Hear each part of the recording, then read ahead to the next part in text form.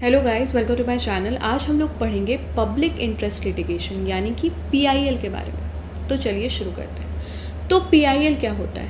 Any concern citizen in larger public interest can file a PIL either in the supreme court और high Court. देखो, आपको पता है कि फंडामेंटल राइट्स हमारे कॉन्स्टिट्यूशन ऑफ इंडिया में पार्ट 3 में मेंशन है, और ये पार्ट 3 ऑफ द कॉन्स्टिट्यूशन में article 12 to article 35 deals with fundamental rights.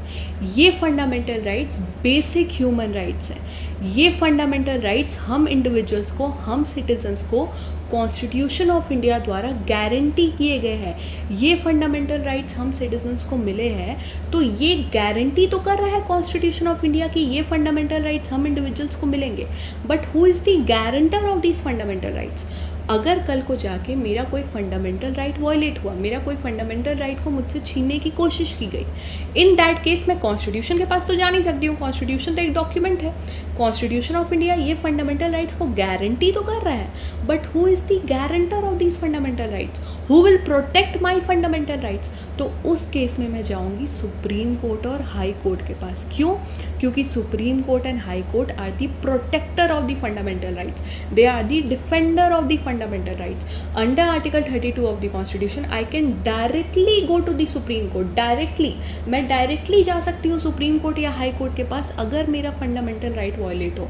Generally क्या होता है, जब सपोज कोई सिविल केस है, कोई डाइवोर्स का केस है या कोई क्रिमिनल केस है, तो मैं डायरेक्टली सुप्रीम कोर्ट के पास नहीं जा सकती हूँ। लेकिन अगर फंडामेंटल राइट वायलेट हो रहा है, तब मैं डायरेक्टली सुप्रीम कोर्ट के पास जा सकती हूँ। इसको बोलते हैं original jurisdiction of supreme court. ठीक है, जो हम लोग सुप्रीम कोर्ट वाले लेक्चर में पढ़ेंगे। अब देखो, तो under Article 32 of the Constitution, I can directly go to the Supreme Court and file a writ petition. Under Article 226 of the Constitution, I can directly go to the High Court and file a writ petition if my fundamental rights are violated. And Supreme Court and High Court will guarantee me back my fundamental rights. ठीक है, जैसे कि article 21 लेते हैं। Article 21 एक fundamental right है। Article 21 कहता है, no one shall be deprived of his life and personal liberty except according to the procedure established by law. मतलब मेरे पर्सनल लिबर्टी को, हम सिटीजन्स के पर्सनल लिबर्टी को कोई नहीं छीन सकता without following the procedure established by law. तो कल को अगर मुझे पुलिस ने इलीगली डिटेन कर लिया, मुझे अरेस्ट कर लिया बिना प्रोसीजर एस्टैब्लिश्ड बाय लॉ को फॉलो किए, सपोज़ मेरे खिलाफ कोई एफआईआर फाइल नहीं किया गया था या मेरे लिए उनके पास कोई अरेस्ट वारंट नहीं था, फिर भी उन्होंने मुझे अरेस्ट कर लिया without following the procedure established by law, तो उस केस में मेरे फंडामेंटल राइट्स को वॉयलेट किया गया है। आर्टिकल 21 वॉयलेट हो रहा है। In that case I can file a writ petition इधर इन द सुप्रीम कोर्ट और हाई कोर्ट। ठीक है, या तो मैं या तो मेरे फ्रेंड्स, मेरे फैमिली मेम्बर्स वो फाइल कर सकते हैं रिट पिटिशन। ठीक है, चलो अब तो जब हम बात करती है पीआईएल की, तो यहाँ पे तो मैं बात कर रही थी मेरे फंडामेंटल राइट की। अगर मेरा फंडामेंटल राइट वायलेट हो रहा है, सपोज कि मैं किसी ऐसे का फंडामेंटल राइट वायलेट हो रहा है जो मेरे से रिलेटेड नहीं है, मैं उस आदमी को नहीं जानती हूँ, लेकिन उसका फंडामेंटल राइट वायलेट हो रहा है, तो क्या उस केस में मैं सुप्रीम कोर्ट और हाई कोर्ट के पास जा सकती हूँ? हाँ, मैं जा सकती हूँ। उसी को बोलते हैं पब्लिक इंटरेस्ट लिटिगेशन। मान लो एक फैक्ट्री है कोलकाता में। ठीक है, कोलकाता में एक फैक्ट्री है, और वो फैक्ट्री के वजह से जो आसपास के लोग हैं, वो फैक्ट्री में इतना ज़्यादा पोल्यूशन क्रिएट कर रही है कि आसपास के लोग बहुत ज़्यादा हेल्थ इश्यूज़ फेस कर रहे हैं, वो बहुत ज़्यादा बीमार पड़ रहे हैं। तो उस केस में देखो, आर्टिकल 21 वॉयलेट हो रहा है। क्यों? क्योंकि आर्टिकल 21 जब सुप्रीम कोर्ट ने इंटरप्रेट किया था, तो सुप्रीम कोर्ट ने कहा था कि right to clean environment is also a fundamental right. तो उनका right to clean environment which is a fundamental right as interpreted by the supreme court, तो उनका right to clean environment fundamental right तो violate हो रहा है। मेरा violet नहीं हो रहा है, मैं कोलकाता में नहीं रहती हूँ, मुझे वो लोगों से कोई लेना देना नहीं है, लेकिन उनका तो फंडामेंटल राइट वॉयलेट हो रहा है ना। तो सपोज मुझे न्यूज़पेपर द्वारा पता चला कि एक फैक्ट्री है जो बहुत ज़्यादा पोल्यूशन क्रिएट कर रही है, आसपास के लोग बहुत ज़्यादा बीमार पड़ रहे हैं, तो उस केस में क्या मैं सुप्रीम कोर्ट के पास जा सकती हूँ? क्या मैं पीआईएल फाइल कर सकती हूँ? हाँ, मैं पीआईएल फाइल कर सकती हूँ either in the supreme court and high court. मतलब कि द कॉन्सेप्ट ऑफ लोकस स्टैंडाई, मैंने क्या कहा, the concept of locus स्टैंडाई does not apply in case of PIL। मतलब लोकस स्टैंडाई मतलब मुझे उन लोगों से कोई लेना देना नहीं है, मुझे उस फैक्ट्री से कोई लेना देना नहीं है, ना ही मैं वहाँ रहती हूँ, ठीक है, लेकिन फिर भी I as a concern citizen in larger public interest, जब मुझे पता चला कि वहाँ के लोग इतने ज़्यादा प्रॉब्लम फेस कर रहे हैं, उनका फंडामेंटल राइट वॉलेट हो रहा है, वो इतने तकलीफ में है, तो I as a concern citizen in larger public interest can file a PIL either in the supreme court और हाई कोर्ट, ठीक है, तो इसको बोलते हैं PIL। अब ये जो PIL का जो कॉन्सेप्ट है, इसका ओरिजिन इंडिया में कब हुआ ये हमें जानना है, क्योंकि देखो 1979 की बात है ये, तो 1979 से पहले सिर्फ वही सुप्रीम कोर्ट और हाई कोर्ट के पास या वही जुडिशरी के पास जा सकता था जो खुद इफेक्ट हो रहा है। सपोज अगर मेरा कोई केस है तब ना मैं जुडिशरी के पास जाऊंगी, किसी और का केस है तो मैं वो लेके क्यों जाऊंगी। तो 1979 से पहले ये अलाउड नहीं था, मतलब ये कॉन्सेप्ट ऑफ PIL उतना फेमस नहीं था, 1979 से पहले की मैं बात कर रही हूँ। लेकिन 1979 के बाद एक केस हुआ जिसके वजह से PIL का ओरिजिन हुआ, PIL के कॉन्सेप्ट का ओरिजिन हुआ इंडिया में। वो केस कौन सा है? हुसैनारा खातून वर्सेस स्टेट ऑफ बिहार। क्या केस है? हुसैनारा खातून वर्सेस स्टेट ऑफ बिहार। तो इस केस में क्या हुआ था, देखो, तो एक लॉयर थी कपिला हिंगोरानी, तो वो न्यूज़पेपर पढ़ रही थी इंडियन एक्सप्रेस, ठीक है, बात है 1979 की। तो वो न्यूज़पेपर जब पढ़ रही थी कपिला हिंगोरानी, तो उनको पता चला कि बिहार जेल में बहुत ऐसे अंडर ट्रायल्स है जो सालों साल से जेल के अंदर बंद है। अंडर ट्रायल मतलब क्या होता है? सपोज मैं एक अंडर ट्रायल हूँ, मेरे खिलाफ अभी केस चल रहा है, मुझे कोर्ट ने अभी गिल्टी डिक्लेयर किया नहीं है, मैं अभी कन्विक्ट नहीं हुई हूँ, मुझे कोर्ट ने गिल्टी नहीं डिक्लेयर किया है, लेकिन मेरे खिलाफ अभी केस चल रहा है, तो मैं एक अंडर ट्रायल हूँ, तो मुझे अरेस्ट करके पुलिस ने रखा हुआ है जस्ट बिकॉज मेरे खिलाफ अभी केस चल रहा है, ठीक है। तो जैसे ही कपिला हिंगोरानी को पता चला कि बिहार जेल में बहुत ऐसे अंडर ट्रायल्स हैं जो बहुत सालों से जेल के अंदर बंद है, क्यों? क्योंकि उनके खिलाफ अभी केस चल रहा है। सपोज़ कोई चोरी के केस में अगर जेल के अंदर है तो 2-3 साल की सज़ा होनी चाहिए थी, तो वो 10 साल से जेल के अंदर है, क्यों? सिर्फ इस वजह से क्योंकि उसके खिलाफ अभी केस चल रहा है, अभी तक कोर्ट ने अपना फैसला नहीं सुनाया। तो मतलब कि उनका फंडामेंटल राइट तो वायलेट हो रहा है ना, जितनी सज़ा उनको मिलनी चाहिए थी उससे ज़्यादा तो वो सज़ा इसलिए काट ली है क्योंकि उनके खिलाफ केस चल रहा है, ठीक है। तो जैसे ही कपिला हिंगोरानी को ये चीज़ जैसे ही उनको पता चला about the condition of under trials in Bihar jail, उन्होंने क्या किया? उन्होंने एक PIL फाइल किया इन दी सुप्रीम कोर्ट, और उस टाइम पे जज थे जस्टिस VR कृष्ण अय्यर और जस्टिस PN भगवती, और उन्होंने कपिला हिंगोरानी से ये नहीं पूछा व्हाट इज़ योर लोकस स्टैंडाई, आप उन अंडर ट्रायल से कैसे रिलेटेड हो, आप उस केस से कैसे रिलेटेड हो, नहीं, supreme court ordered the release of those under trials from the Bihar jail, and over a period of time supreme court ordered the release of around 40,000 under trials throughout India, ठीक है। और एक case है सुनील बात्रा का। तो सुनील बात्रा एक prisoner था Tihar jail में। अब वो जेल में क्या होता था ना, वहाँ पे प्रिजनर्स को बहुत ज़्यादा टॉर्चर किया जाता था, तो जो जेल का वार्डन था वो उन लोगों को टॉर्चर करता था, उन लोगों को सेक्सुअली असॉल्ट करता था। तो अब सुनील बात्रा एक फॉर्मल PIL तो फाइल नहीं कर सकता क्योंकि वो एक प्रिजनर है, जेल के अंदर है। तो सुनील बात्रा ने क्या किया? सुनील बात्रा ने एक लेटर भेजा सुप्रीम कोर्ट को explaining about the inhuman condition of the prisoners in the Tihar jail, और सुप्रीम कोर्ट ने क्या किया? Supreme court converted this letter into a PIL। तो एक PIL फाइल नहीं किया गया था सुनील बात्रा द्वारा, एक लेटर भेजा गया था, and this letter was converted into PIL, and letter on supreme court introduced some jail reforms. तो देखो, कपिला हिंगोरानी ने PIL फाइल किया था और सुनील बात्रा ने एक लेटर भेजा था, तो दोनों केस में यही डिफरेंस है, वो भी एक PIL है, ये भी एक PIL है। इसका मतलब ये है कि even a letter can also be converted into a PIL। A formal PIL does not need to be filed all the time. अगर आप एक PIL फाइल नहीं कर सकते हो तो आप अगर एक लेटर भी भेज दोगे, अगर आप एक पोस्ट कार्ड भी भेज दोगे, so that can also be converted into a PIL bye the supreme court और हाई कोर्ट, ठीक है।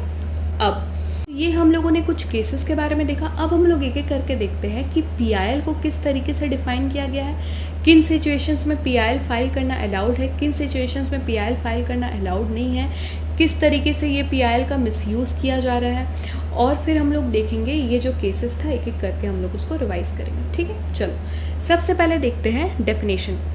तो ये एक ऑथेंटिक डेफिनेशन है जो आप यूज़ कर सकते हो, ब्लैक्स लॉ डिक्शनरी द्वारा दिया गया है। देखो, public interest litigation means a legal action initiated in a court of law for the enforcement of public interest or general interest in which public or class of community have pecuniary interest or some interest by which their legal right or liabilities are affected। Obviously ये थोड़ा लंबा definition है, आप चाहो तो आप इसको याद कर सकते हो, नहीं तो रहने दो। और एक डेफिनेशन मैं आपको बताती हूँ। It is a litigation introduced in a court of law not by the aggrieved party। aggrieved party मतलब जैसे कि ज़रूरी नहीं है कि जिसको वो केस इफेक्ट कर रहा है वही PIL फाइल करेगा, कोई और भी PIL फाइल कर सकता है। So not by the aggrieved party but by the court itself or by any other private party। Any public spirited citizen can move or approach the court for the public cause by filing a petition in the Supreme Court under Article 32 of the Constitution and in the High Court under Article 226 of the Constitution and in the Court of Magistrate under Section 133 of the Code of Criminal Procedure। PIL is not defined in any statute or any act। तो PIL को कोई law में define नहीं किया गया है। It has been interpreted by the judges to consider the intent of public at large। अब the court can itself take cognizance of the matter and proceed suo motu। मतलब कि ज़रूरी नहीं है कि कोई PIL फाइल करेगा तभी जो है कोर्ट कोई एक्शन लेगा। So court can take the cognizance of the matter suo motu, मतलब अपने आप से भी अगर कोर्ट कोई एक्शन लेना चाहे तो ले सकता है। ज़रूरी नहीं है जब कोई PIL फाइल करेगा then only the court will deliver justice, ऐसा नहीं है। अपने आप से भी कोर्ट कोई ऑर्डर पास कर सकता है, कोई एक्शन ले सकता है, ठीक है। चलो तो अब हम लोग देखते हैं कि किन सिचुएशंस में PIL फाइल करना अलाउड है। तो ये गाइडलाइन सुप्रीम कोर्ट ने खुद इशू की है। देखो, the supreme court has issued a set of guidelines for entertaining PIL in the country. सबसे पहला, bonded labour matters, neglected children, non payment of minimum wages to workers and exploitation of casual workers and complaints of violation of labor laws, petitions from jails complaining of harassment, petitions against police for refusing to register a case, harassment by police and death in police custody, petitions against atrocities on women, in particular harassment of bride burning, rape, murder, kidnapping, petitions complaining of harassment or torture of villagers by co-villagers or by police from persons belonging to scheduled caste and scheduled tribes and economically backward classes, petitions pertaining to environmental pollution, disturbance of ecological balance, drugs, food adulteration, maintenance of heritage and culture, forest and wildlife and other matters of public importance, petitions from right victims and family pension। सिर्फ और सिर्फ इन situations में PIL file किया जा सकता है। Supreme court ने ये गाइडलाइंस को इशू किया। अब किन सिचुएशंस में PIL नहीं फाइल किया जाना चाहिए ये भी सुप्रीम कोर्ट ने बताया है। सबसे पहला, लैंडलॉर्ड टेनेंट का जो केस है, लैंडलॉर्ड टेनेंट मैटर्स, उसमें PIL नहीं फाइल किया जाएगा। Service matter and those pertaining to pension and gratuity, complaints against central और state government department and local bodies, admission to medical and other educational institution, petitions for early hearing of cases pending in the High Court और subordinate court.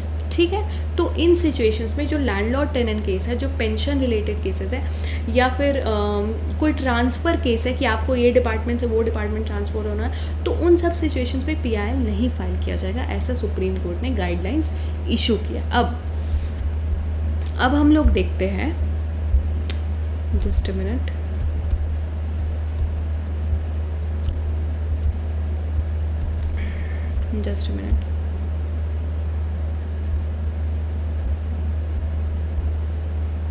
हाँ, तो अब हम लोग देखते हैं कि क्या क्या बेनिफिट्स है PIL के। जैसे मैंने आपको बताया कि any one can file a PIL can be filed by any individual और group including NGO, social activist on behalf of the public. There is no requirement for the petitioner to have direct और personal interest in the matter. जैसे मैंने आपको बताया, no concept of local standard, मतलब concept of local standard does not apply in case of PIL। तो ये तो एक सबसे बड़ा बेनिफिट है। दूसरा, wide ambit of issues, PIL can be filed on wide range of issues that affect the public including social, economic and environmental issues। तो बहुत सारे issues के लिए आप PIL फाइल कर सकते हो। कोई सोशल इशू हो, सपोज़ कोई बॉन्डेड लेबर इशू हो, नेग्लेक्टेड चिल्ड्रन का इशू हो, या कोई इन्वायरमेंटल इशू हो, तो उसमें भी आप PIL फाइल कर सकते हो। नो कोर्ट फीस, आपको PIL फाइल करने के लिए कोई कोर्ट फीस भरना नहीं होता है। नॉर्मली जब आप केस फाइल करते हो तो लॉयर का फीस, फिर कोर्ट फीस, सब कुछ लगता है, लेकिन PIL के केस में कोई कोर्ट फीस नहीं लगता है। तो ये एक बहुत बड़ा एडवांटेज है। There is no court fee for filing a PIL. This makes it affordable mechanism for seeking justice for those who cannot afford expensive legal fees. Quicker resolution, PIL are given priority by the courts and are often heard and resolved quickly. तो ऐसे तो आप देखोगे कि जब भी कोई case file होता है तो बहुत दिन लग जाते हैं वो केस सॉल्व होने में, केसेस पेंडिंग रह जाते हैं। लेकिन PIL एक ऐसा चीज़ है जो सुप्रीम कोर्ट और हाई कोर्ट भी तुरंत एक्शन लेती है, ठीक है, तो वो मैटर जो है जल्दी सॉल्व होता है। तो ये हम लोगों ने देखा बेनिफिट्स ऑफ PIL। अब हम लोग देखते हैं मिसयूज़ ऑफ PIL के बारे में।